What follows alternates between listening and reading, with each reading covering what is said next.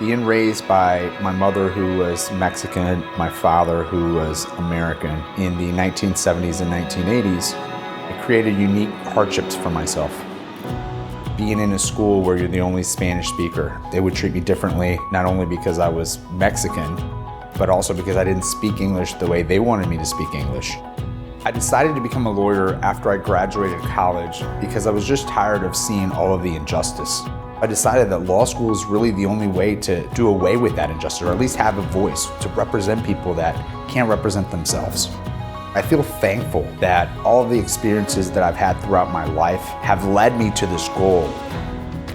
Armando and I share a common belief that we are fortunate enough to represent people at a time when they are in need of help. It's not easy standing up to insurance companies of the world if you don't have a lawyer. It's not easy dealing with other drivers who don't accept responsibility. 30 years later, I've handled just about every case you can imagine.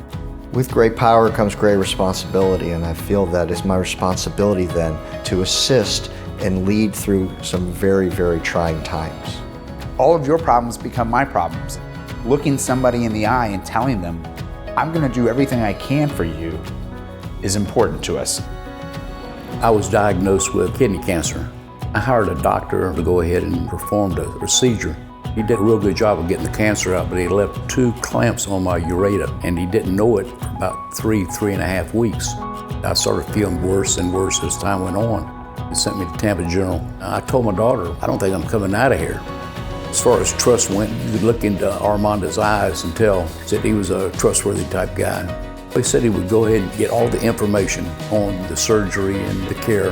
Very thorough and very on point with the whole thing, and honest. Maybe opposing people looked, Dan was spot on. Very knowledgeable, did a lot of homework. I'm glad they were on my side. They took my interest at heart, and it made me feel like I was part of the family. On July the 8th, 2014, I suddenly found myself in the middle of the most horrific thing I had ever been through. I was attacked, beaten, and my purse was stolen. I heard my father's voice tell me to fight. Every time he slammed me to the ground, I just got back up. Eventually, I could no longer get back up. The paramedics, the firemen, everybody were pretty horrified at what had happened to me in broad daylight. Dan and Armando were on top of and 6 steps ahead of everything and everybody else. Armando accompanied me to doctor's visits. Dan drove up to the prison to talk to the young man who attacked me. They were working for me almost 24/7 on this. They will be my attorneys for life. We're here to have one common goal, which is to make your neighbor better. That's what we signed up for.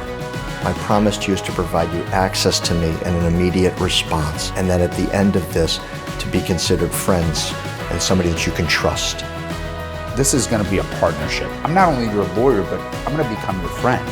I have to be your advocate. I have to walk in your shoes, and I need to understand your struggles. And we do that from day one.